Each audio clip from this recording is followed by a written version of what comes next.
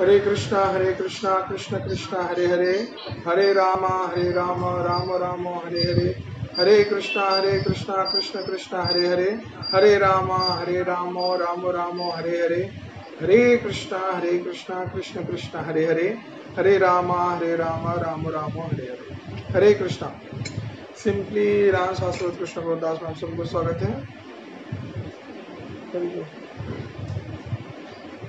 तो आज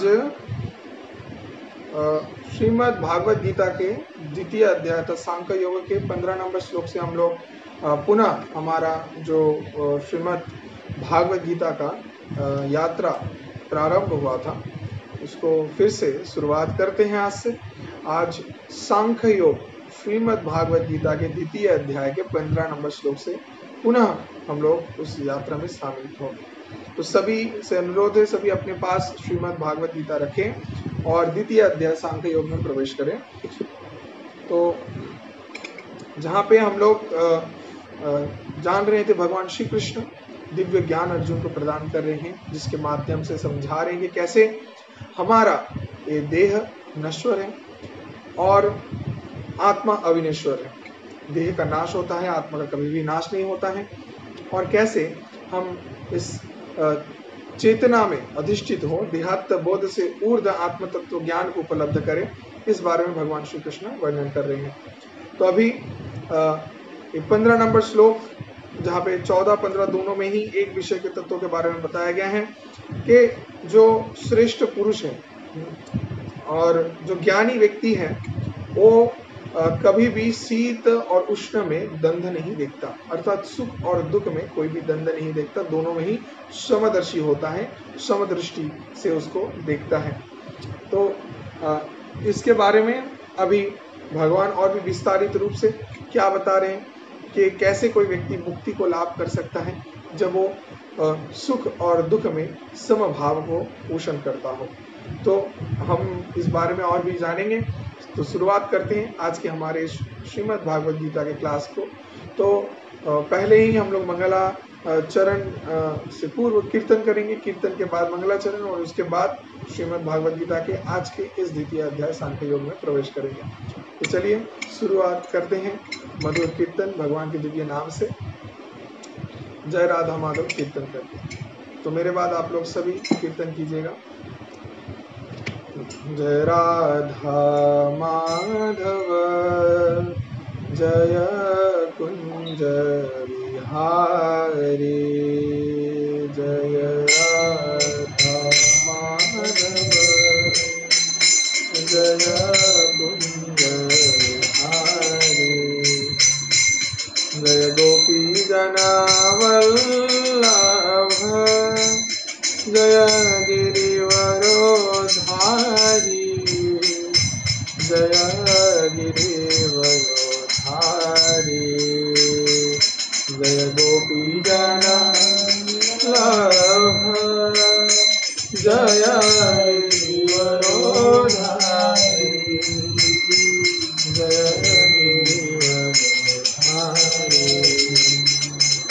जय गोपी जना वल्लभ जय गिरिवरोधारी, जय गिरिवरोधारी, जय गोपी जना वल्लभ जय गिरिवरोधारी, जय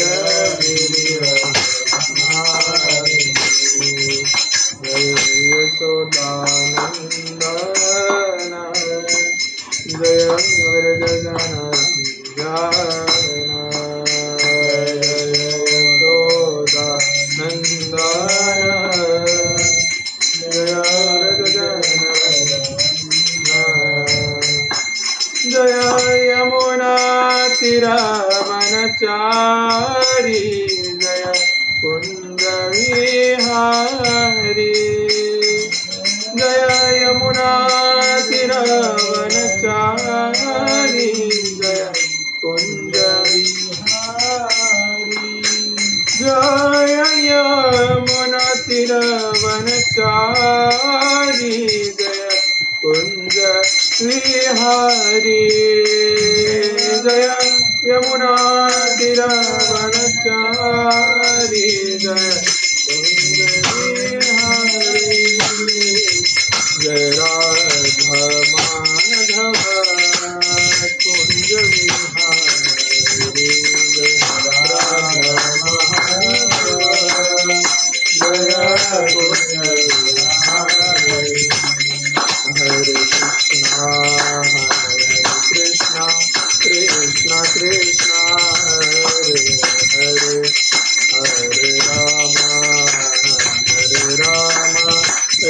राम राम हरे हरे हरे कृष्णा कृष्ण कृष्ण हरे हरे हरे राम राम राम हरे कृष्णा कृष्ण कृष्ण हरे राम राम राम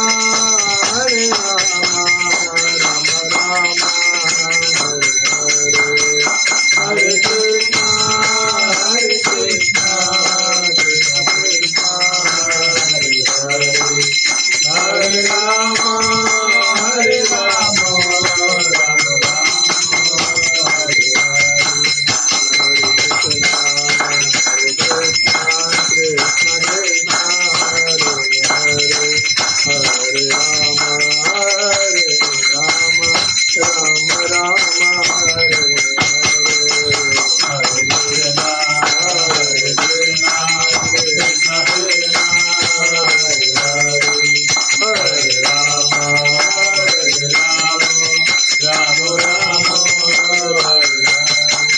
जय राधा माधव चंद्र राधा माधव चंद्र राधे जय पंचतत्व जय पंचतत्व जय पंचतत्व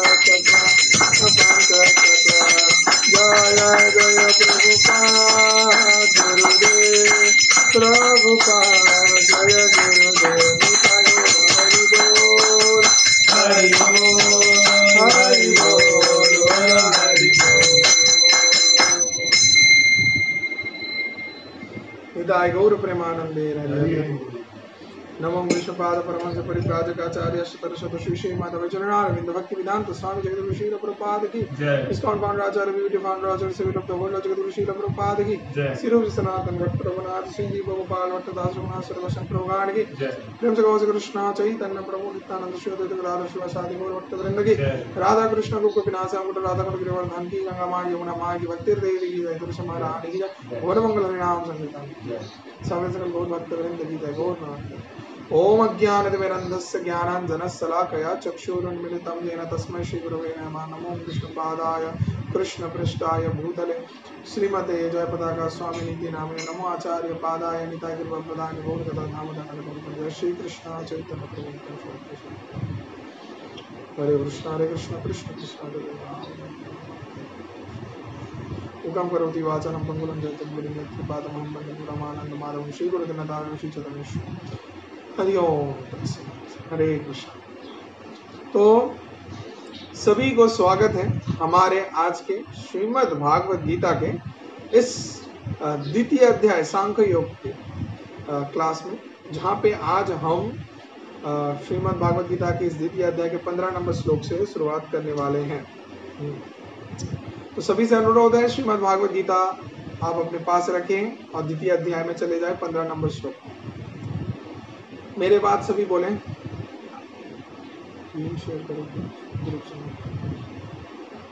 ओम नमो भगवते वासुदेवाय। ओम नमो भगवते वासुदेवाय। ओम नमो भगवते वासुदेवाय। ओम नमो भगवते वासुदेवाय। ओम नमो भगवते वासुदेवाय। ओम नमो भगवते वासुदेवाय। नारायणं नमस्कृतं नरं चैव नरोत्तमं देवीं सरस्वतीं व्यासं ततो जयमुदीरये नष्टप्रायेषु भद्रेषु नित्यं भागवत सेवे भागवती उत्तमं चक्रवर्ती नष्टि कृष्णाय वासुदेवाय देवकी नंदनाय च नंदगोपकुमाराय। हरे कृष्ण। श्रीमद् भागवत गीता की जय। सांख्य योग 15 नंबर श्लोक। लाइव का लिंक भेजना, ठीक है। तो हम लोग 15 नंबर श्लोक में चलते हैं। जंघिना व्यथयन्ते कृते पुरुषं पुरुषर्षवः सम दुख सुखं धीरं सोऽहमृततय कल्पते। तो 15 नंबर श्लोक में भगवान श्री कृष्ण बता रहे कि हे पुरुष श्रेष्ठ अर्जुन, जो ज्ञानी व्यक्ति सुख और दुख में समान ज्ञान करता है, शीत उष्ण आदि में कोई द्वंद्व से विचलित नहीं होता है, वही व्यक्ति मुक्ति के प्रकृत अधिकारी है। तो अगर इस जड़ जगत के त्रिताप क्लेशों से, कष्टों से मुक्त होना है, समस्या द्वंद्वों से हम सभी को मुक्त होना है, तो हम लोगों को निर्द्वंद नित्य सत्वस्थ निर्योगक्षेमय आत्मवान, हम लोगों को क्या होना है? द्वंद्व से रहित होना है, द्वंद्व से मुक्त होना है, और सुख और दुख में सम भाव को पोषण करना है। ये बहुत ही कठिन होता है। भगवान श्री कृष्ण अर्जुन को बता रहे हैं इस विषय को अपने अंदर धारण करने के लिए, जो कि अर्जुन के माध्यम से भगवान हम सभी को बोल रहे हैं। तो वास्तविक जीवन में हम लोग देखते हैं, जब हम लोग के जीवन में सुख आता है, हम लोग बहुत सुखी रहते हैं, अनुभूति बहुत ही खास रहता है, बहुत अच्छा लगता है हम लोगों को। लेकिन जब जीवन में हम सभी का दुख आए, तो उस समय हम लोग बहुत ही चिंतित हो जाते हैं, हमारा विवेक बुद्धि काम करना बंद कर देता है। जैसे हम लोग सुख में सुखी होके, परम आनंद में सभी हमारे रिस्पॉन्सिबिलिटीज, हमारे जागतिक कोई भी कर्म जो हमको करना चाहिए, सामाजिक कर्म, कर्तव्य आदि सब कुछ भूल जाते हैं। भगवान के भगवत भक्ति तो दूर की बात, कोई प्रसंग ही नहीं होता भगवान के अस्तित्व को मानने का। लेकिन जब दुख आता है तो हम लोग भगवान के पास जाके मांगते हैं, हमको ये दीजिए, हमको वो दीजिए, हमको दुख से मुक्ति प्रदान कीजिए। भगवान से आप कुछ मांगो ना मांगो, भगवान सब कुछ प्रदान करेंगे, जितना आप डिजर्व करते हैं, उससे ज्यादा नहीं। लेकिन अगर आप भगवान से कुछ भी नहीं मांगते, सुख आए तो ठीक है, दुख है जीवन में वो भी चलेगा, क्योंकि सुख दुख दोनों कॉइन के राइट और लेफ्ट, जैसे सामना और पीछे, एक कॉइन के सामने की तरफ आता है, पीछे की तरफ आता है। अब आप उसको टॉस किए, आपके हाथ में कभी भी सामने की तरफ आ सकते हैं, पीछे की तरफ आ सकते हैं, कॉइन का कोई भी दिशा आ सकता है। तो इसको आप अलग नहीं कर सकते, ये दोनों फेज हैं लाइफ के। तो ऐसे ही हम लोगों के जीवन में ऐसे उतार चढ़ाव परिस्थितियां आएंगे, लेकिन इसके माध्यम से हम लोग को बहुत ज्यादा प्रभावित नहीं होना है। तो सुखी व्यक्ति कौन है? प्रकृत सुखी। भगवान श्री कृष्ण यहाँ पे बता रहे हैं कि जो व्यक्ति उद्वेग को प्रकट नहीं करता, विषन्न नहीं होता दुख में, सुख और दुख में, शीत और उष्ण में एक ही प्रकार के समदर्शी ज्ञान को पोषण करता है, और सर्वोपरि कोई भी द्वंद्व से विचलित नहीं होता, वही व्यक्ति प्रकृत सुखी है। तो हम लोगों को भी अगर जीवन में प्रकृत सुख का आस्वादन करना है, प्रकृत सुखी होना है, वो 2 घंटे के लिए सुखी नहीं होना है, और कुछ क्षण के लिए सुखी नहीं होना है। कुछ व्यक्ति के लिए अब देखिए सुख का पराकाष्ठा भी जो है वो भी बहुत ही अद्भुत है। कोई व्यक्ति के लिए इंसान के साथ बुरा करना, उसका चोरी करना, दुराचार करना समाज में, किसी का हत्या करना, लूटना, ये सब से वो सुखी होता है, उसको आनंद आता है, वो खुश होता है।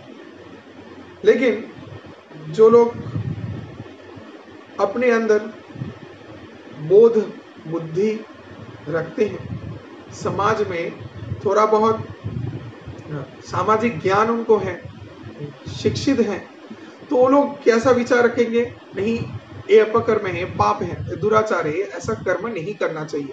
तो उनके लिए यही कर्म दुख का कारण बन रहा है, लेकिन कोई व्यक्ति के लिए सुख का कारण है। तो इसको क्या प्रकृत सुख बोलेंगे? बिल्कुल भी नहीं।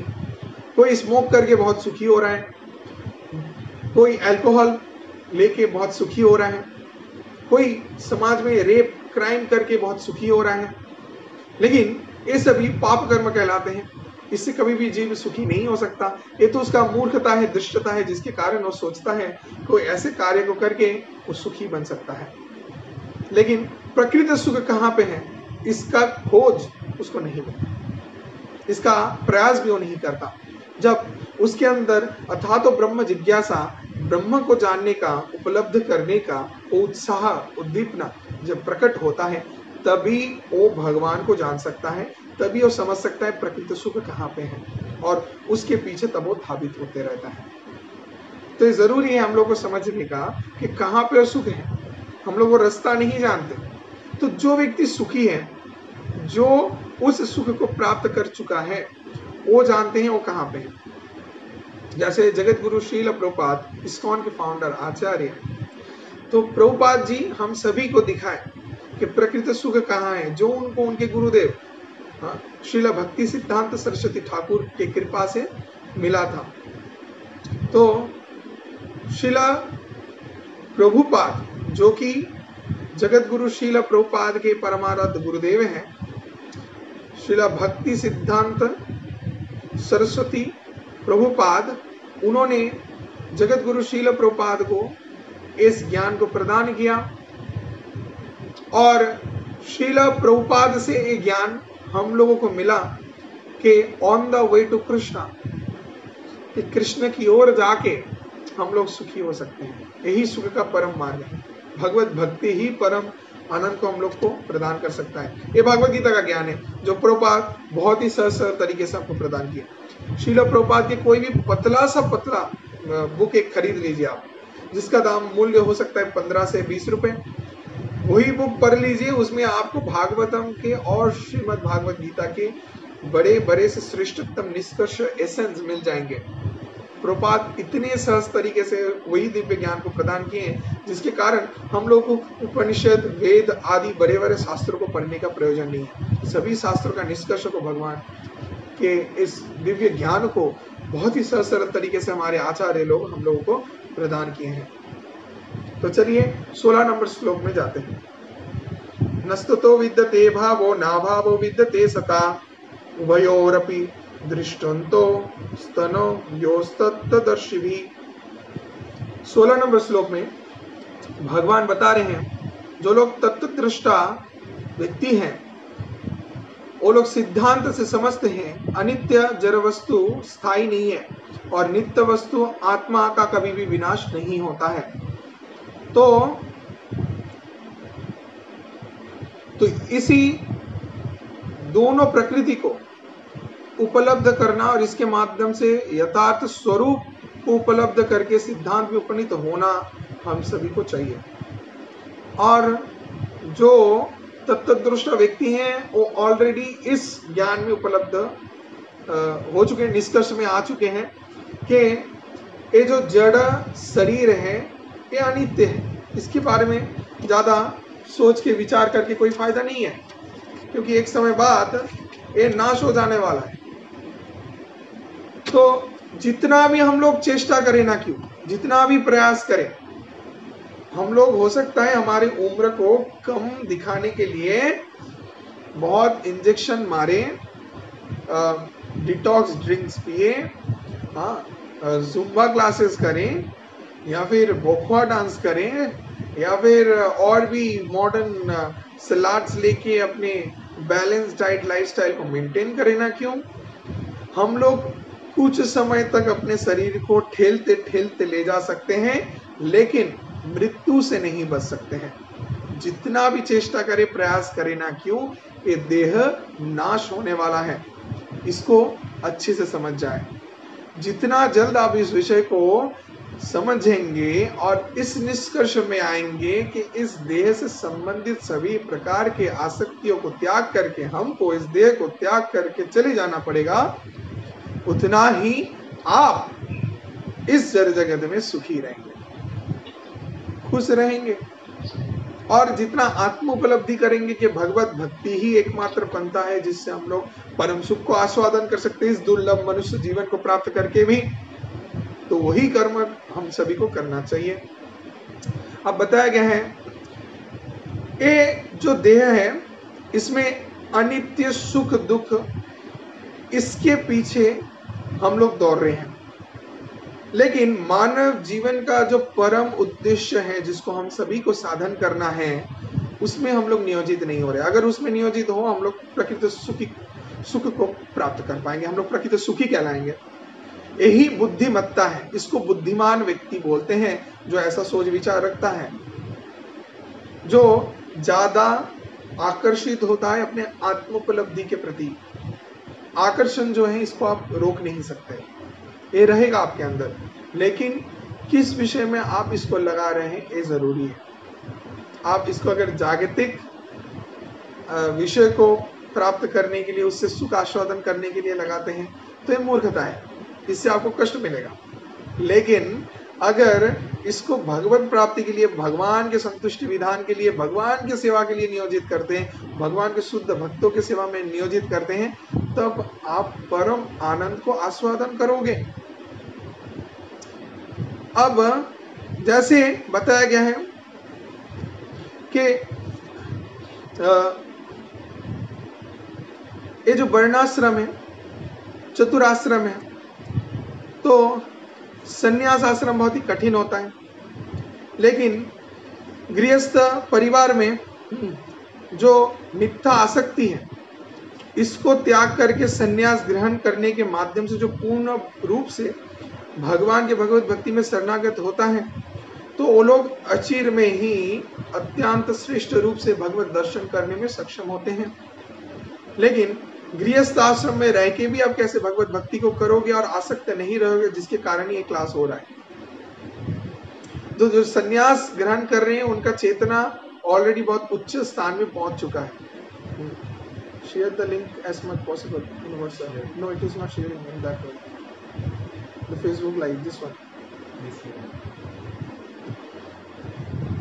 Is devotees broadcast. तो संन्यास कोई व्यक्ति जब ले रहा है तो उसका चेतना उच्च स्तर पे है, इसको लेके कोई द्वंद्व नहीं है, और स्वाभाविक साधारण व्यक्तियों से अलग सोचता है।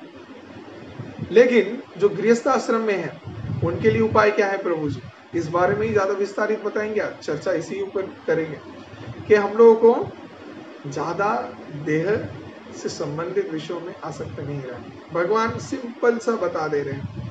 अब अगर संन्यास आश्रम का कोई दृष्टांत देखे जो श्रेष्ठ रूप से भगवान प्रस्तुत किए हैं, जैसे श्रीमान चैतन्य महाप्रभु। श्रीमान चैतन्य महाप्रभु खुद भगवान कृष्ण है, जो राधा रानी के भाव को लेकर इस कलयुग में धराधाम में नवद्वीप में प्रकट हुए थे। अब नवद्वीप में प्रकट होकर भगवान खुद पहले गृहस्थ आश्रम को ग्रहण किए, उसके बाद अंतिम में भगवान संन्यास को ग्रहण करके नीलाचल पुरी धाम में जाके प्रचार कार्य को साधन किए। तो भगवान आचार्य आपनी आचार्य प्रभु जीवेरे सिखाए, साक्षात महाप्रभु खुद आचरण करके जीवों को शिक्षा प्रदान कर रहे हैं। तो ऐसे ही हम लोगों को मन से वो आसक्तियों को त्याग करना है। सब कुछ बाह्य से करने से ही नहीं होता है, बाह्य तो जरूरी है, कहीं ना कहीं कृत्रिम रूप से भी अगर आप प्रयास करते हैं धीरे धीरे वो नेचुरल हो जाएगा। तो संन्यास आश्रम ऐसा है, यहाँ पे भगवान बता रहे हैं कि कोई बाह्यिक रूप से संन्यास का बहुत कुछ त्याग दिखा रहा है, पर अंदर से अगर आसक्ति रह गया तब नहीं चलेगा। तो इसीलिए हम लोगों को ध्यान रखना है कि गृहस्थ आश्रम में है जहाँ पे समस्या सबसे ज्यादा है, माया सबसे ज्यादा है। तो Facebook live send that link. तो आसक्तियां ज्यादा है, तो कैसे इस संसार में रह बिना कुछ त्याग किए कैसे युक्त वैराग्य को कर सकते हैं, सभी विषयों को कृष्ण के सेवा में युक्त कर सकते हैं, इस बारे में ज्यादा चर्चा करेंगे। तो अभी चले जाइए 17 नंबर श्लोक में। तो ये 16 से 19 नंबर जो श्लोक है वहां पे देह और आत्मा के अंदर कुछ अंतर के बारे में भगवान बता रहे हैं। तो अभी हम लोग देखेंगे देह और आत्मा के बारे में भगवान क्या बता रहे हैं। तो पहले तो 16 नंबर श्लोक में भगवान बता दिए कि एक उपलब्धि जो कि देह और आत्मा के अंदर हम लोगों को करना चाहिए कि देह नाश हो जाता है, आत्मा का विनाश नहीं होता है। ये पहला एक अंतर भी भगवान यहाँ पे बता दिए। 17 नंबर श्लोक में जाइए। अविनाशी तो तद्विद्धि येन सममिदं तमम्। यहाँ पे भगवान बता रहे हैं कि जा समग्र शरीर में परिव्याप्त है, तुम अविनाशी बोल के उसको जानो, और आत्मा को कोई विनाश नहीं कर सकता। तो आत्मा जो है उसको क्या बोलते हैं? अविनाशी, जिसका विनाश कभी भी नहीं होगा। और जो देह है इसका विनाश हो जाएगा, इसको तुम जानो। भगवान फिर से अंतर बता रहे हैं। फिर 18 और 19 नंबर श्लोक को देखिए। अंतवंत इमे देहा नित्य शोक्ता शरीरिना। और 19 नंबर श्लोक, जो एनंग वेति हंतारंग जो स्नंग मन्नते हतम। दोनों में भगवान बता रहे हैं कि ये जो अविनाशी अपरिमेय शाश्वत आत्मा है, तो समझो कि इसका कभी भी विनाश नहीं होगा, और निस्संदेह रहो कि ये जो देह है इसका विनाश होगा। अतः भारत, तुम शास्त्र विधि अनुसार अपने स्वधर्म को परित्याग ना करके युद्ध करो। भगवान क्लियरली बता दे रहे हैं, देह और आत्मा का अंतर भगवान खुद कर रहे हैं, उदाहरण देके समझा रहे अर्जुन को, और बता रहे हैं कि तुम शास्त्र विधि अनुसार तुम्हारे स्वधर्म को पालन करो। तुम क्षत्रिय हो, क्षत्रिय का कर्म है युद्ध करना, तुमको युद्ध करना पड़ेगा। तुम अपने स्वधर्म को त्याग करके देहात्म बोध के अंदर मत आओ। इस परिवार संसार में है, हमारा माँ बाप, भाई बहन, चाचा चाची, फूफा फूफी, ये सब संपर्क लेके अगर बैठे रहेंगे, तब इस जड़ जगत से मुक्ति का कोई सुराहा नहीं है, कोई रास्ता नहीं है। हम लोग मुक्त बिल्कुल भी नहीं हो सकते। अगर हमको बचना है तो हमारा चेतना को शुद्ध करना पड़ेगा, परिवर्तन करना पड़ेगा। जितना ये सब चीजों में पड़े रहेंगे उतना ही दुख दर्द कष्ट मिलता रहेगा इस जड़ जगत में। इससे अगर बचना है तो क्या करना है? हम सभी को, हमको भगवान के दिव्य नाम, भगवान के शरणागति, भक्तों के शरणागति में आना है, उनके चरण में आश्रित रहना है। अब ये कैसे होगा प्रभु जी? इसके लिए आपके अंडरस्टैंडिंग को क्लियर करो। ये देह और आत्मा का ये उपलब्धि जितना फाइन होगा, उतना ही एक व्यक्ति भक्ति में ज्यादा से ज्यादा मात्रा में नियोजित रहता है, खुद को आत्मनिवेदन कर देता है, उत्सर्ग कर देता है भगवत भक्ति के लिए। जिसका अंडरस्टैंडिंग लेवल जितना हायर रहेगा, उतना ही जल्द से जल्द वो शरणागत हो जाएगा। तो जो शास्त्र विधि अनुसार हम लोग को कर्म कर्तव्य करना है वो हमको करना चाहिए, लेकिन निरासक्त होके। अब अर्जुन को भी भगवान बता रहे हैं, तुम क्षत्रिय होके तुम्हारा युद्ध करना चाहिए, निरासक्त होके करो। आसक्ति क्यों रख रहे हो शरीर के प्रति कि मेरा सासुरान, मातुलान, पौत्रान, हमारे आचार्य ये सभी उपस्थित है, गुरु वर्ग उपस्थित हैं, इनसे कैसे हम युद्ध करेंगे? ऐसा धंधा अपने अंदर मत रखो। भगवान बहुत सुंदर तरीके से बता रहे हैं, इतना सहज तरीके से बता रहे हैं। थोड़ा भी हम लोग अगर पढ़े, अपना बुद्धि को लगाएं, हमारा चेतना शुद्ध हो जाएगा। लेकिन इतना भी हम लोग प्रयास नहीं करते हैं भगवान को जानने का, समझने का। अब देखिए फिर भगवान 19 नंबर जो श्लोक है, 19 नंबर श्लोक में बता रहे हैं कि जो जीवात्मा का हंता बोल के मानता है, तो कि वो कभी कोई जीव का हत्या कर रहा है, ये उस व्यक्ति का अज्ञानता है। आत्मा को कभी भी कोई हत्या नहीं कर सकता। आत्मा स्थिर है।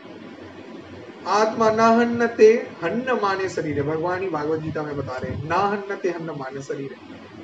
तो इस शरीर के अंदर जो जीव आत्मा है, जो संपूर्ण देह को परिचालित कर रहा है, उस आत्मा को कोई हनन नहीं कर सकता। नैनन छिन्दन्ति शस्त्राणि नैनन दहति पावकः न चैनं क्लेशयन्तापो ना सोचति ना मारुता। ना आत्मा को काटा जा सकता है, ना आत्मा को जलाया जा सकता है, ना आत्मा को भिगाया जा सकता है, ना आत्मा को सुखाया जा सकता है। आत्मा को कुछ नहीं कर सकते हैं। जो होगा परिवर्तन इस शरीर के अंदर होगा। अब जो ये आत्मा है, ये आत्मा इस देह के साथ तुलना ऐसा किया गया है कि जैसे एक शरीर के ऊपर हम लोग कपड़ा पहनते हैं। जैसे ये शरीर है और ऊपर कपड़ा है, तो जो कपड़ा हम पहने हैं ये हमारा प्रकृत परिचय नहीं है। इसके अंदर जो देह है ये हमारा प्रकृत परिचय है। इसको हमको स्पष्ट रूप से समझना है। अगर हम अभी काला कलर का कपड़ा पहन लें तो हमारा परिचय क्या बदल जाएगा? नहीं। अगर लाल कलर का कपड़ा पहन ले तब परिचय बदल जाएगा? नहीं। अगर हम हरा पीला कोई भी कलर का कपड़ा पहन ले तो क्या हमारा परिचय बदल जाएगा? नहीं। जो व्यक्ति हम मूल हैं वही मूल व्यक्ति है। सोचो कोई व्यक्ति कोट पहन रहा है, ब्लैक कोट पहना मतलब ब्लैक कोट वाला प्रभु जी, अगर व्हाइट कोट पहना मतलब व्हाइट कोट वाला प्रभु जी, अगर रेड कोट पहना तो रेड कोट वाला प्रभु जी हो जाएगा? नहीं। जो व्यक्ति है वो एक ही है, उनमें परिवर्तन नहीं होगा। वो जो ऊपर में कपड़ा पहन रहे हैं, कपड़ा शायद अलग हो सकता है। तो ऐसे ही भगवान इस उदाहरण के माध्यम से समझा रहे अर्जुन को कि आत्मा जो है देह को ऐसे ही परिवर्तन करना है। जब एक देह से दूसरे देह में देहांतर होता है वो भी वस्त्र के जैसे। जब जिस वस्त्र को हम पहने हुए हैं ये वस्त्र अगर जीर्ण हो जाए, फट जाए, नष्ट हो जाए तो स्वाभाविक है हम इस वस्त्र को छोड़ के दूसरे वस्त्र को पहनेंगे। वैसे ही जीवात्माएं जब एक देह के अंदर स्थित है, उस देह का एक्सपायरी डेट हो जाता है, उस देह को त्याग करके दूसरे देह में चले जाता है। इसको बोलते हैं देहांतरा, जिसको हम लोग बोलते हैं जन्म मृत्यु। ठीक है, तो चलिए अभी हम लोग 20 नंबर श्लोक में जाते हैं। 20 नंबर श्लोक में भगवान कितना सुंदर बता रही है। देखिए ये बहुत ही इंपॉर्टेंट श्लोक है, सभी को इस श्लोक को याद रखना है। ठीक है, मेमोराइज करना है। भागवत गीता के बहुत सारे इंपॉर्टेंट श्लोक है, उसमें से 108 को हम ज्यादा मान्यता देते हैं। 108 इंपॉर्टेंट श्लोक भागवत गीता में कुल टोटल 700 श्लोक है और 700 श्लोक में 108 इंपॉर्टेंट श्लोक है। उसमें बहुत इंपॉर्टेंट ये वाला श्लोक है, ना जायते म्रियते वा कदाचिन नायं भूत्वा भाविता वा न भूया अजो नित्य शाश्वतोऽहं पुराणो नाहन्नते हन्न माने शरीरे। बहुत ही सुंदर तरीके से भगवान भागवत गीता में अर्जुन को उपदेश दे रहे हैं कि आत्मा का कभी जन्म नहीं होता, ना आत्मा का मृत्यु होता है, अथवा पुनः पुनः आत्मा का उत्पत्ति या फिर आत्मा का वृद्धि होता है। और आत्मा जन्म रहित है, आत्मा क्या है? शाश्वत है और पुरातन चिर नवीन है। आत्मा के सभी गुणों के बारे में वर्णन किया गया है, तो कभी भी आत्मा का विनाश नहीं होता, विनष्ट नहीं होता। अभी हम आप लोगों को थोड़ा समझा देते हैं। भगवान श्री कृष्ण जैसे हम बताएं कि एक डिफरेंस कर रहे हैं, शरीर और आत्मा के अंदर अंतर बता रहे हैं। अब वहां पे भगवान श्री कृष्ण बता रहे हैं क्या? ना जायते मतलब जिसका जन्म नहीं होता, म्रियते वा कदाचिन जिसका मृत्यु भी नहीं होता। आत्मा का ना जन्म होता है ना मृत्यु होता है। नायं भूत्वा भाविता वा न भूया, अर्थात जो अतीत, वर्तमान और भविष्य हर अवस्था में ही था, जिसे कभी विनाश नहीं हुआ। और भूतवा मतलब उत्पत्ति होना, जिसका कभी भी उत्पत्ति भी ऐसे माना नहीं जा, बार बार उत्पत्ति भी नहीं होता है। और क्या? उत्पत्ति एक बार हुआ है, भगवान से हुआ है, बार बार उत्पत्ति नहीं होता है। और वृद्धि, आत्मा बड़ा छोटा भी नहीं होता है। बहुत लोग सोचते हैं जिनके पास वो उतना यथार्थ सही ज्ञान नहीं रहता है, वो क्या चिंता करते हैं कि शायद एक बच्चे में छोटा सा आत्मा रहता है, शायद एक युवक में थोड़ा सा बड़ा, और जो वृद्ध है उसमें बहुत लंबा आत्मा रहता है, ऐसा कुछ नहीं। आत्मा का जो साइज है वो एक ही रहता है। उसको श्वेतसार उपनिषद में वर्णन किया गया है कि एक बाल के अग्रभाग, टिप ऑफ द हेयर, उसका क्या, उसको अगर 1000 भाग करेंगे, उसका 100 भाग का एक भाग, यह बाल का साइज, जो टिप ऑफ द हेयर है, उसको अगर खंडन करते हैं, उसको 100 भाग करते हैं और उस 100 भाग का और 100 भाग करते हैं, उससे जो सूक्ष्म जो आयतन निकलेगा, जो साइज निकलेगा, वही प्रकृत आत्मा का साइज है, जिसको शास्त्र में बताया गया। अब आत्मा का और क्या गुण के बारे में बताया जा रहा है?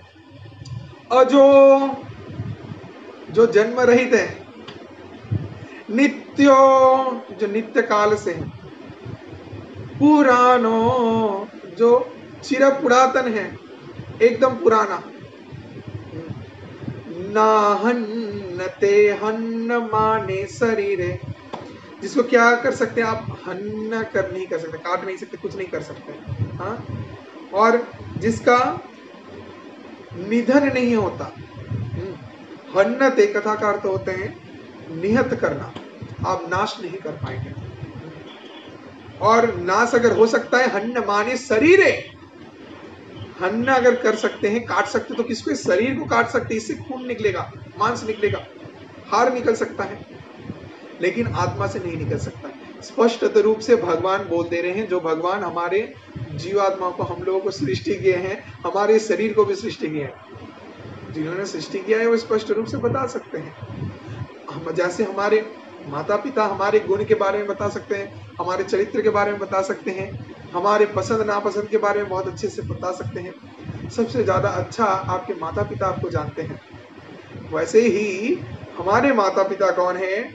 कृष्णा, परम ब्रह्म भगवान। तो भगवान सब कुछ जानते हैं, जो कि अर्जुन नहीं जानते, हम लोग जीवात्माएं नहीं जानते। तो हमारे अनजाने विषय को भी भगवान यहाँ पे व्यक्त कर दे रहे हैं। तो फिर चलिए 21 नंबर श्लोक में जाते हैं। 21 नंबर श्लोक में भगवान बता रहे हैं कि हे पार्थ, जो व्यक्ति आत्मा को अविनाशी, शाश्वत, जन्म रहित, अक्षय बोल के जानता है, तो वैसी कैसे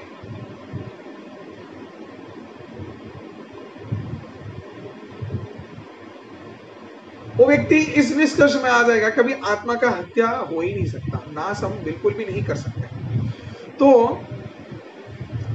हम और हमारे द्वारा कैसे किसी का मृत्यु हो सकता है? किसी को हम मार ही नहीं पाएंगे। कि भगवान समझा दे रहे हैं कि तुम समझो, ये सभी जीवात्मा उपस्थित है, क्षत्रिय होने के नाते तुमको युद्ध करना है, और तुम अगर युद्ध नहीं करोगे तो तुम अपने स्वधर्म को पालन नहीं कर रहे हो। अब इस निष्कर्ष में आने के लिए, समझाने के लिए भगवान स्पष्ट रूप आत्मा और देह का अंतर बता रहे हैं। किसको? अर्जुन को। अब भगवान और भी स्पष्ट 22 नंबर श्लोक में उदाहरण के माध्यम से बता रहे हैं। 22 नंबर श्लोक देखिए, ये भी वेरी वेरी वेरी इंपॉर्टेंट श्लोक है भागवत गीता का। याद रखिए, इसको भी आप लोगों को मेमोराइज करना है। बासांसि जीर्णानि यथा विहाय नवानि गृह्णाति नरोपराणि तथा शरीराणि विहाय जिन्यान्यानि संयाति नवानि देहिर्।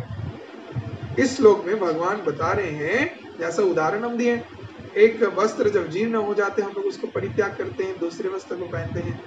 वैसे ही आत्मा एक देह के अंदर स्थित रहता है। जब उस देह का मृत्यु हो जाता है, अर्थात उस देह को त्याग कर देता है, तब तुरंत ही दूसरे देह को आत्मा प्राप्त करता है, दूसरे देह में चले जाता है। ऐसे जन्म मृत्यु का चक्र अनियत रूप से परिवर्तित हो रहा है, चल रहा है। तो ये जो जड़ देह है इसको शास्त्र में सिर्फ एक पोशाक के जैसे माना गया। पोशाक मतलब समझते हैं, एक कपड़ा, ऊपर का कपड़े के जैसे समान माना गया है, इससे ज्यादा और कुछ नहीं है। कि एक पोशाक है, एक कपड़ा है, जैसे हम लोग शरीर में पहनते हैं, हाँ, शरीर को ढकने के लिए, वैसा आत्मा, हाँ, एक कवरिंग डाला हुआ है, हाँ, ऊपर से है देह। तो बताया गया है कि देहांतरण होता है। अब देह के अंदर कुछ अंतर होते, परिवर्तन होते हैं। ये परिवर्तन सभी क्या है, आप लोग अपने नोटबुक में लिख लीजिए। जैसे कि हम पहले ही आप लोगों को बता चुके हैं, जब ये भागवत गीता का क्लास होगा तो आप लोग नोटबुक लेके बैठना है और सब कुछ नोट करना है, जो कुछ भी हम बता रहे हैं शुरू से लेके। तो अभी आप लोग नोट करते रहे देह के अंदर क्या क्या परिवर्तन होता है, जिसको भगवान श्री कृष्ण भागवत गीता में बता रहे हैं। पहला है जन्म। क्या होता है? जन्म। जन्म लेता है कोई व्यक्ति, तो मातृगर्भ से व्यक्ति जन्म ले रहा है, एक पहला परिवर्तन। दूसरा है वृद्धि, याद रहेगा, वृद्धि मतलब होता है कि व्यक्ति बढ़ रहा है, उसका शरीर बढ़ रहा है। अगर उदाहरण दें, जैसे शिशु अवस्था से वो युवक हो रहा है, पौगंडी अवस्था से धीरे धीरे युवक, हाँ, कौमार, इस अवस्था में जा रहा है, फिर धीरे धीरे वार्धक्यग्रस्त अवस्था में जाएगा। तो ये जो परिवर्तन, हाँ, इसको वृद्धि बताया गया है, वृद्धि। ठीक है, तो पहला है मातृगर्भ से जन्म, जो जन्म के रूप से हम लोग समझ रहे हैं। दूसरा है क्या बताएं, वृद्धि, जो बढ़ रहा है। उसके बाद तीसरा है स्थिति। स्थिति का अर्थ होता है कि कुछ काल तक रहना, कुछ समय तक रह रहा है, उसको स्थिति बोल रहे हैं। और फिर बता रहे हैं उत्पादन, अर्थात संतान संतति सृष्टि करना, अर्थात ये भी इस देह के परिवर्तन का एक विषय है। इस देह से सृष्ट हो रहा है जीव। देह में जो परिवर्तन होते हैं उन सभी परिवर्तन के बारे में बताया गया है। 6 परिवर्तन के बारे में बताया गया है। उसमें से हम अब तक आप लोगों को 4 परिवर्तन के बारे में बताएं। पहला क्या बताएं, होता है जन्म। दूसरा क्या बताएं, वृद्धि। तीसरा क्या बताएं, स्थिति। और 14 है उत्पादन, अर्थात संतान संतति का जन्म देना, सृष्टि करना। तो उसके बाद आता है 5वां क्षय। क्षय अर्थात जराग्रस्त होना, रोगग्रस्त हो जाना। क्या बता रहे हैं कि 6 नंबर पॉइंट विनाश अर्थात मृत्यु। तो व्यक्ति के इस जागतिक शरीर में 6 परिवर्तन होते हैं। क्या आप में से हमको बोल सकते हैं 6 परिवर्तन क्या है जो हमने आपको अभी बताया? बताएं 6 परिवर्तन क्या क्या है। और जो लोग फेसबुक लाइव में हैं वो लिख के भेजें। 6 परिवर्तन क्या क्या हमने बताया?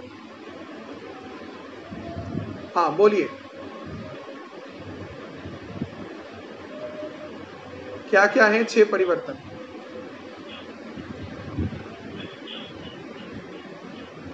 हाँ क्या है? हाँ हाँ बताएं।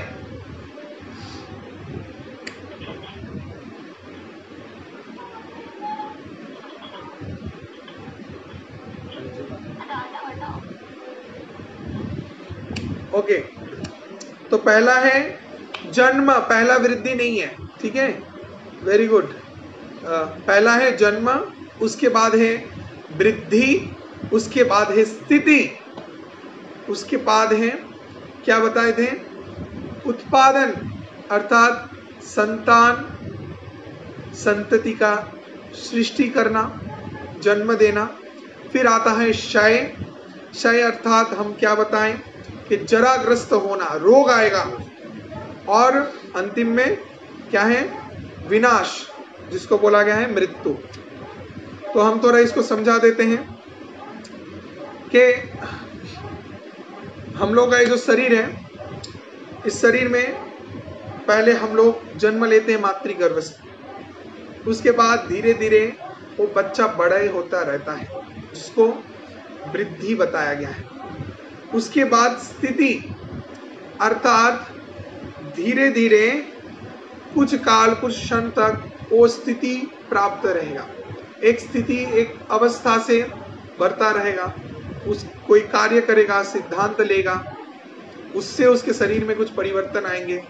ठीक है, स्थित रहेगा कुछ विषयों में, उसको स्थिति बताया गया है। उसके बाद वो विवाह आदि जो कार्य करेगा, उससे भी शारीरिक कुछ परिवर्तन आएंगे।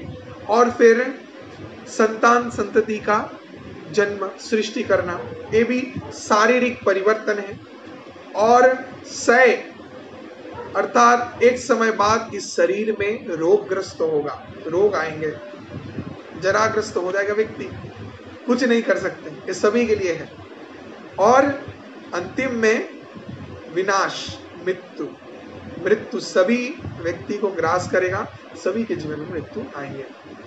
तो ये जो परिवर्तन है, ये सिर्फ और सिर्फ जड़ देह में देखा जाता है, आत्मा के अंदर नहीं।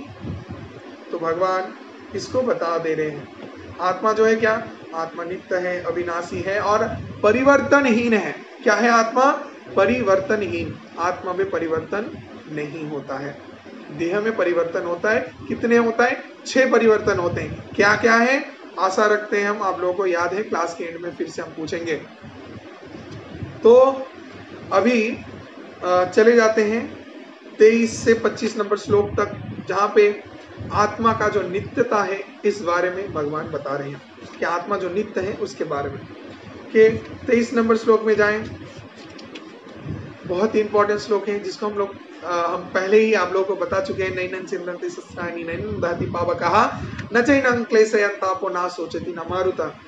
जहाँ पे हम बताएं कि आत्मा को न काटा जा सकता है, ना आत्मा को जलाया जा सकता है, ना आत्मा को भिगाया जा सकता है, ना आत्मा को सुखाया जा सकता है। ये भी आत्मा के गुण के बारे में भगवान बता रहे।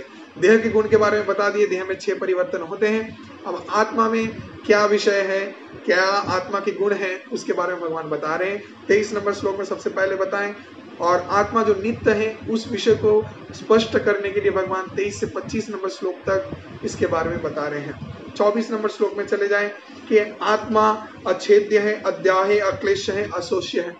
जिसको पहले श्लोक में बताएं उसी को और भी बार बार भगवान स्पष्ट कर दे रहे हैं कि आत्मा अछेद्य है, जिसको छेद नहीं कर सकते, कोई भी शार्प ऑब्जेक्ट से नहीं छेद कर सकते हैं, देह को छेद कर सकते हैं। और अदाह्य, आत्मा को आप जला नहीं सकते हैं, देह को जला सकते हैं। अक्लेद्य अर्थात क्लेश अगर देना चाहते हैं, कष्ट देना चाहते हैं तो इस देह को दे सकते हैं। आप किसी का दिल दुखाना चाहते हैं, कष्ट दे के कोई बात कर रहे हैं जिससे किसी का दिल दुख गया हो, किसी को कोई बहुत ज्यादा हर्ट हो गया हो, तो वो इस देह में होता है, वो आत्मा में नहीं होता है। इसको समझे। तो आप जो बोलते हैं जे बहुत आत्मा में कष्ट हो रहा है, हाँ हमारे सोल में बहुत पेन हो रहा है, ये मूर्खता है। हाँ, बहुत लोग बोलते हैं आत्मा को कष्ट मत देना, मांस खाओ, क्योंकि आपका आत्मा चाहता है मांस खाना, मांस का झोल खाना। हाँ, तो ये सब मूर्खता है, आत्मा कभी भी ये सब नहीं चाहता है। हाँ, आत्मा अक्लेश अर्थात आत्मा को क्लेश नहीं मिलता है, दुख दर्द आत्मा में नहीं होता है, ये आपके शरीर में होता है, ये आपके चेतना में रहता है। Problem is there. हाँ, आपके मिथ्याहंकार जो इस देह में स्थित है, देह बना है जो मिथ्याहंकार से, प्रॉब्लम उसमें है। तो अगर देहात्म बोध के ऊपर उठे तब तो आपको कोई प्रॉब्लम ही नहीं है, तब तो समस्या होना ही नहीं चाहिए। हाँ, तो वो रियलाइजेशन है, भगवान इतना सुंदर तरीके से बता रहे हैं। तो और क्या बताएं? अशोष्य, आत्मा कुछ भी शोषण भी नहीं करता है। इस देह में अगर पानी डालें तो शोषित हो जाएगा अंदर, लेकिन तेल डालें तो भी शोषित हो जाएगा, एब्सॉर्ब हो जाएगा। पर आत्मा कुछ एब्जॉर्ब भी नहीं करता, ना भीगता भी है। ठीक है, अभी 25 नंबर श्लोक में देखिए बता रहे ये आत्मा जो है अव्यक्त है। तो आत्मा पूर्ण ज्ञानमय है, पूर्ण चेतनमय है। और क्या बताया जा रहा है कि परमात्मा के कृपा से अनुसदृश जीवात्मा के अंदर जो चेतना है, हाँ, उसको इस देह पे जब आता है तब मृत देह में चेतना आ जाता है। लेकिन परमात्मा रूपी भगवान श्री कृष्ण बंधु के जैसे जीवात्मा के सहित इस देह के अंदर रहते हैं, अर्थात आत्मा के सहित रहते हैं। परमात्मा भी हमारे अंदर है और हम सभी जो भगवान से सृष्ट होके आए हैं, हम सभी जीवात्माएं हैं। तो परमात्मा जीवात्मा दोनों ही एक साथ इस शरीर के अंदर प्रवेश किए बैठे हुए हैं। तो एक कठोपनिषद में उदाहरण दिया गया है जीवात्मा और परमात्मा का, कि एक पेड़ है, पेड़ के डाल में दो पक्षियां हैं, दो पक्षी, एक है परमात्मा और एक है जीवात्मा। तो जीवात्मा जो हम लोग हैं, तो जीवात्मा पक्षी जो है उस पेड़ के फल को तोड़ के खा रहा है, और परमात्मा रूपी जो पक्षी है वो चुपचाप बैठ के देख रहा है, कुछ नहीं कर रहा है। तो हम लोग जो जीवात्मा है, हम लोग कर्म करते हैं, कर्म के फल को भोग करते हैं, वो खट्टा फल होगा, मीठा फल होगा।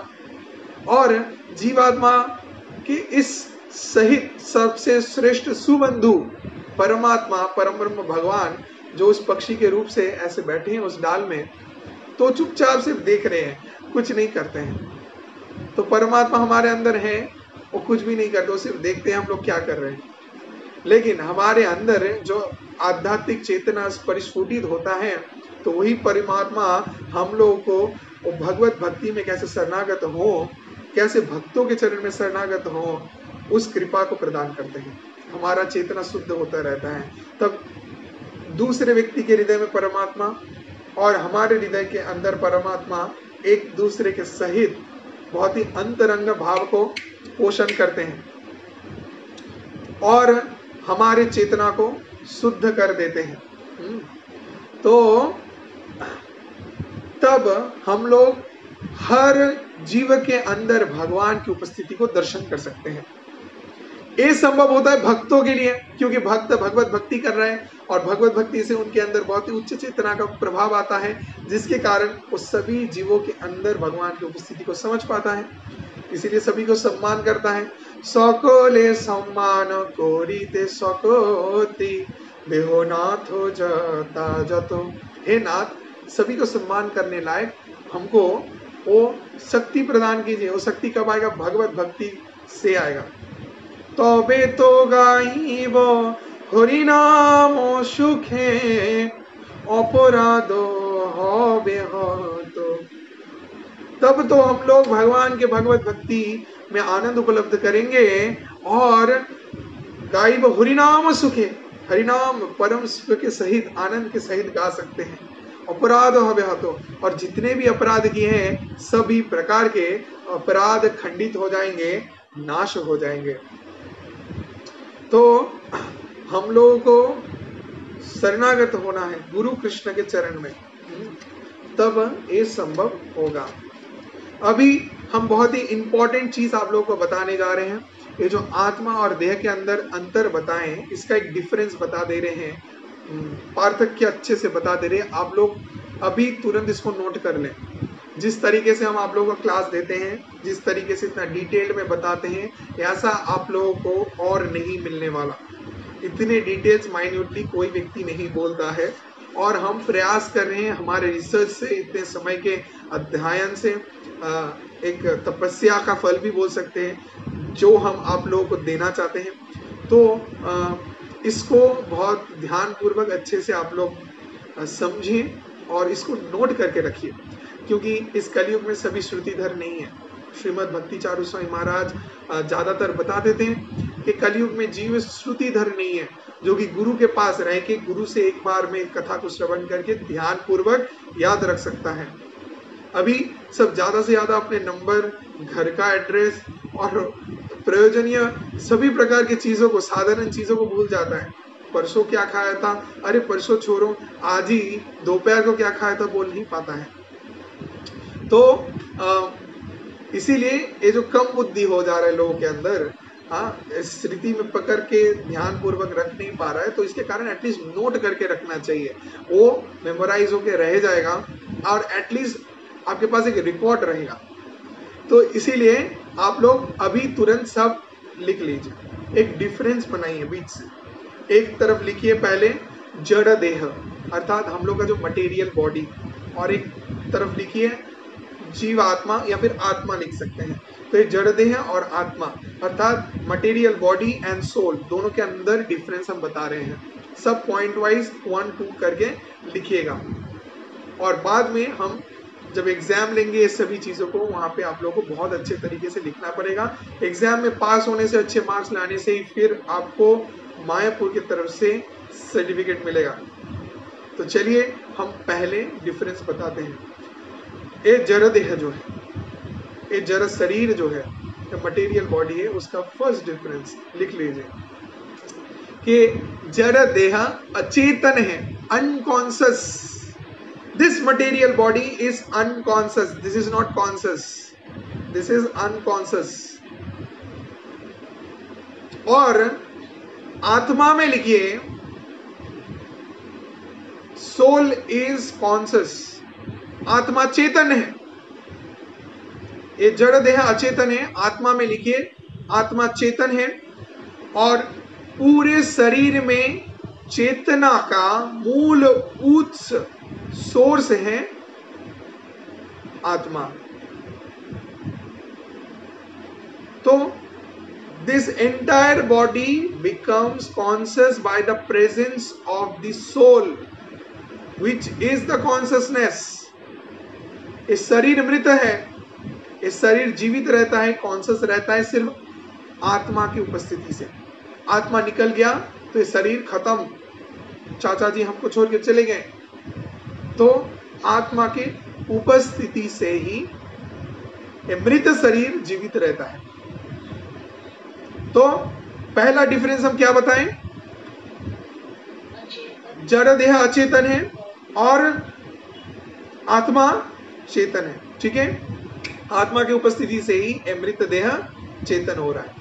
अब दूसरा डिफरेंस कि जड़ देह सभी प्रकार के जड़ पदार्थों से बना हुआ है।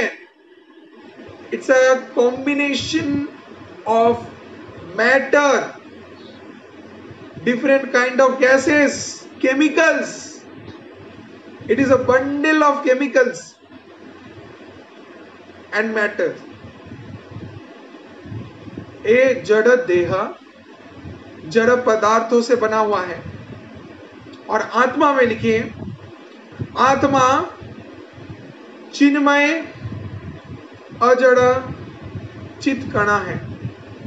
चिन्मय है, अजड़ है, मतलब ये आत्मा मैटर नहीं है, और चित कणा है अर्थात भगवान के धाम का कणा, वहां से आया है, भगवान से, भगवान का अंश है, पार्ट एंड पार्सल। फिर 3 नंबर लिखिए। 3 नंबर डिफरेंस जो आता है, जड़ देह जो है, जड़ देह में 6 प्रकार के परिवर्तन आते हैं, जिसके बारे में हमने आपको बताया। और आत्मा के अंदर कोई परिवर्तन नहीं होता, आत्मा अपरिवर्तनशील है। देह के अंदर 6 परिवर्तन होते हैं, आत्मा में कोई परिवर्तन नहीं होता। 4 नंबर पॉइंट लिखिए, देह नश्वर है। क्या है? देह नश्वर, देह का नाश हो जाता है। क्या है? देह नश्वर है, देह का नाश हो।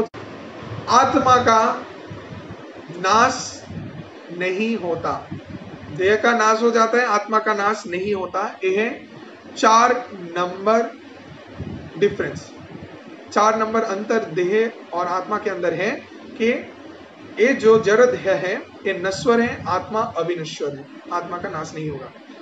फिर 5 नंबर, कितना नंबर कितना नंबर वाला रिपीट करें? और एक बार, इट्स नॉट क्लियर।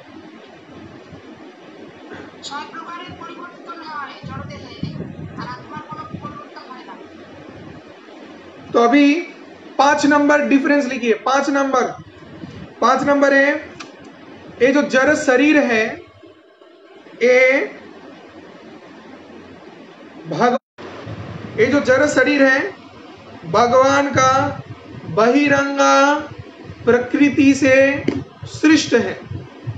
ये जड़ शरीर भगवान के बहिरंगा शक्ति से, बहिरंगा प्रकृति से सृष्ट है। अर्थात हम लोग इस प्रकृति से बने, ये जड़ शरीर इस प्रकृति से बना।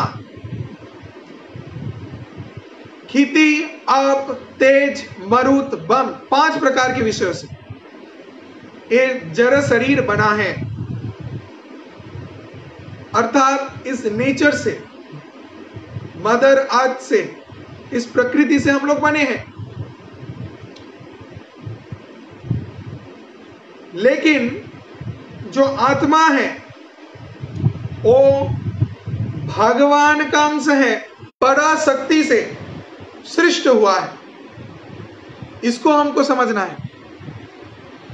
तो भगवान के बहिरंगा शक्ति इस प्रकृति से देह बना है और भगवान के पराशक्ति, भगवान का अविच्छेद्य अंश से आत्मा बना हुआ है। So we all are part and parcel of Krishna, came from Krishna. तो जीवात्मा और देह के अंदर ही अंतर है। तो आत्मा भगवान के बहिरंगा प्रकृति के शक्ति से बना हुआ है और ये जो जीवात्माएं हैं, आत्मा कहां से बना है? ये जड़ देह बना हुआ है प्रकृति से, लेकिन आत्मा बना हुआ है भगवान के पराशक्ति से, भगवान का अविच्छेद अंश है। 6 नंबर डिफरेंस में चले जाएं कि 6 नंबर अंतर है। इस देह को आप परिमाप कर सकते हैं, अर्थात आपके शरीर के, इस जड़ शरीर का वजन कितना है आप मेजरमेंट कर सकते हैं।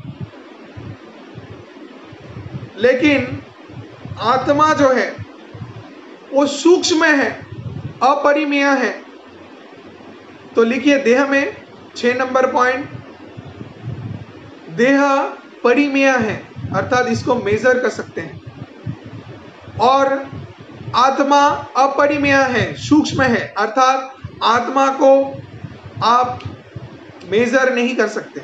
आत्मा का वजन कितना है नहीं बोल सकते कि उस प्रभु जी का आत्मा कितना साइज है, कितना लंबा है, कितना चौड़ा है, कितना वजन है, ऐसा नहीं होता। तो क्या कुत्ता, क्या बिल्ली, क्या पेड़ पौधे, हाँ, सभी में जो जीवात्मा जो उपस्थित है वो आत्मा में कोई अंतर नहीं है। आत्मा आत्मा होता है, जो भगवान का अंश होता है। तो वो अपरिमेय है, उसका कोई आप मोल तोल वजन नहीं कर सकते। ठीक है, तो ये हो गया 6 नंबर। 7 नंबर के इंद्रिय के द्वारा आप इस शरीर को अनुभूति कर सकते हैं। 7 नंबर डिफरेंस, इंद्रियों के माध्यम से आप इस शरीर को अनुभूति कर सकते हैं। जब आप किसी को स्पर्श करते हैं आप अनुभूति कर सकते हैं, आप देख रहे हैं अनुभूति कर सकते हैं, किसी को सुन रहे हैं अनुभूति कर सकते हैं। इस देह के माध्यम से, इंद्रियों के माध्यम से आप देह को अनुभूति कर सकते हैं, देह को अनुभूति कर सकते हैं इंद्रियों के माध्यम से। लेकिन ये जो आत्मा है, आत्मा जड़ पदार्थ से नहीं बना है, इस कारण आप अपने इस जड़ इंद्रियों से उसको अनुभूति नहीं कर पाएंगे। क्लियर? क्योंकि आत्मा इस जड़, कारण आप आत्मा को इस जड़ देह से अनुभूति नहीं कर पाते। प्रभु जी आत्मा हमारे अंदर है लेकिन हम लोग अनुभूति क्यों नहीं कर पा रहे हैं? उत्तर है यही कि आत्मा कोई मैटर से नहीं बना है। ये कोई जड़ वस्तु से नहीं बना है, जिसके कारण हम लोग इस जड़ शरीर से उसको अनुभूति नहीं कर पाएंगे। और जो चीज जड़ वस्तु से उसका उपस्थिति है, उसको हम लोग अपने इंद्रियों से अनुभूति कर सकते हैं।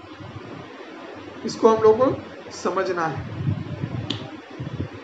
तो अभी फिर 8 नंबर अंतर क्या है?